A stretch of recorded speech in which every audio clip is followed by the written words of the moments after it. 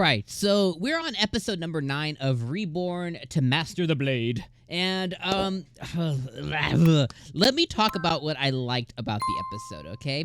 And what I really liked about the episode was definitely the ecchi bath scene. You know, I'm a man of culture. I can never dislike an ecchi bath scene. I could definitely never not appreciate some oppai play, you know what I mean? I can never not appreciate that, so I definitely did enjoy that. I did enjoy the fact that Ronnie got a new artifact. One of the artifact functionalities is healing property, so she now is able to heal others. Very interesting to learn on what kind of task or overload that ends up putting on her mana to actually do it. But regardless, you know, we did learn that she's now going to be able to heal moving forward. So I liked all that. I like how we learned more about Silva. I actually thought it was really funny that Ronnie assumes that he's simply interested in men, kind of differentiating the fact of how he treats men versus how he treats women. So I think that was an interesting thing. I like how Silva didn't acknowledge nor say that wasn't true, so that could very well be the case, which also could be the case of why he treated Lottie, I think his name is, whatever the Squire's name is of the pink hair girl. So she could have nailed, exactly what Silva is going on about. So I like that. That's interesting. I like how we learned Lady Ripple is only summoning the magic site beast when there's an overload of mana that's displaced to her. When she sucks in mana based on those who have the specific seal on their hand, the special rune. Basically, she caps out, and that's what basically puts her into overload mode, which she summons Magic Site Beast. The Magic Site Beasts that she's been summoning specifically are the Beastkin beasts, because obviously she's a Beastkin herself, so I like that we learned about that. And then, obviously, at the end, we have Leon, or I should say, we have Leon appearing. Leone found him. And he apparently, we already knew it, but he's working with the red-haired girl that Inglis fought. I forget what her name is. And then also he's working with the Steel Blood Front, I believe they're called, and the mask dude who is there as well. So that's what I thought was pretty good about the episode. Now, we got that out the way. Pretty good, right? All right, so here's what I didn't like about the episode. It was boring. So that's been a reoccurring theme the past couple of weeks now is, I don't think you need a really large budget to be entertaining. Dozens and dozens of anime have shown me over the past few years that, you can have a really small budget and really have a really well thought out anime that's really entertaining and engaging. An anime that comes to my mind, kind of like the past couple of, I don't want to say past couple seasons, past couple of years, is How a Realist Hero Rebuilt the Kingdom. That is a very just talking anime, but it's very engaging and very entertaining and also very low budget because most of the fight scenes were just stills where they put like the wind art on the side, the Naruto art, and they just kind of like pan the image.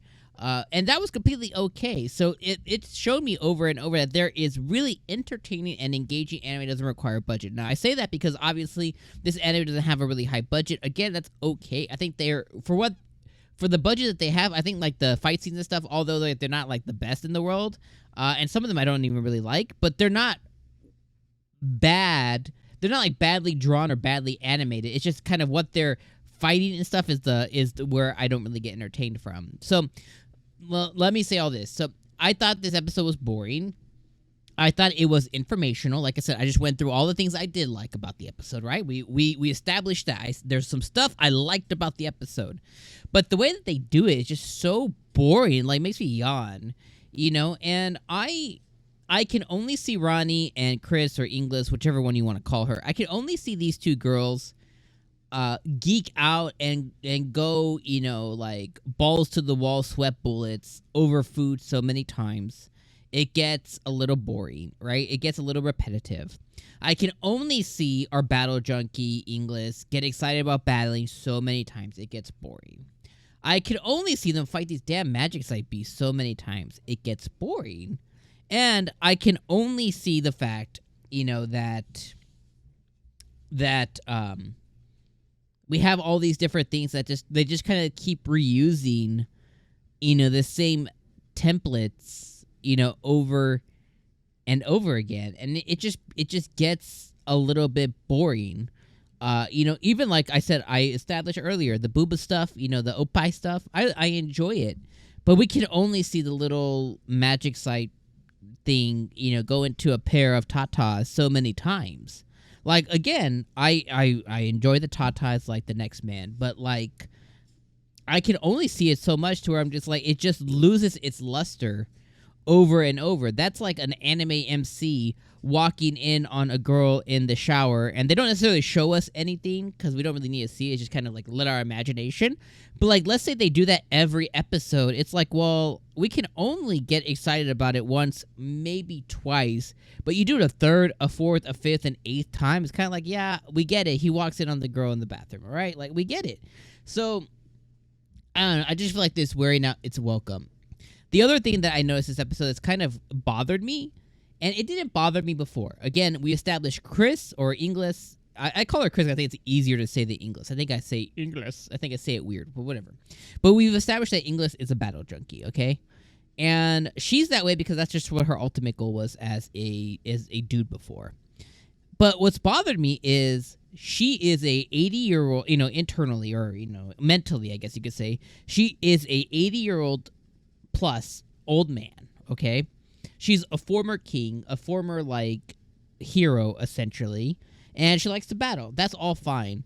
But she allows herself, to constantly be overwhelmed or overexcited about battling these things. And it's like, at some point, it's like, where's that 80 years of wisdom as a king to just kind of think, make sound decisions and really think forward of like, okay, well, maybe I'd love to battle and I would love to go and be this battle junkie, but right now I need to really focus on this because I can see the writing on the wall from my 80 years of experience of being a king and a hero and everything else, right? It's just like, eventually it's the battle junkie stuff, which, again, I don't necessarily mind, but it gets old when it's like, okay, well, I get that you like the battle stuff, but it's like, well, where's that 80 years of wisdom to make better decisions about the things that you've been doing in your life? And that didn't really hit me before until this episode specifically. And then, with her being an 80-plus-year-old man, during the Silva scene, she's like, she even asked Ronnie of, like, she was talking about how Silva likes men, blah, blah, blah, blah, blah. And even English was like, well, why doesn't he like me then? She's like, because you're a woman. And it's just like, that can be a natural slip-up. I get it. But that tells me that internally, that internally English still thinks of herself as this man. She just happens to be in this 16-year-old, 17-year-old girl's body kind of thing. And she is getting acclimated. She is being more girly and all this other stuff, right? But in the crux of it, it's like, she still has that 80 years of baggage of being a man to carry with her. So again, that leads me into what I was saying of like, well, where's all that 80 years of wisdom to just be a little less dumb? I don't know. Let me know what you guys thought. I don't want to harp on it any longer. Just want to share my thoughts about that as, like, these are some things that, like, once you kind of begin thinking about it, you can't unthink it, and you're watching the show in this lens, and it's just like, oh my god, like, I don't think it's bad enough to drop it, but it is one of those anime that if I was not covering it, and I'm telling you right now, if I was not covering this weekly, I would just put it on hold, and I would wait till the season's done, and I, like, on a Saturday or a Sunday when I don't have shit to do, I would come, and I would just watch, the remaining 6 episodes I have left, and probably not be satisfied. Because we do have, how many more episodes? I think this is a 12-episode season that we have here on the docket. 12 episodes. So we have 3 episodes left. And I highly doubt that everything's going to be buttoned up and we're going to feel good about it. But let me know what you guys think. Not every anime needs to be perfect or a masterpiece. But let me know what you think. I went in kind of hard. See you guys next week, my friends. Deuces.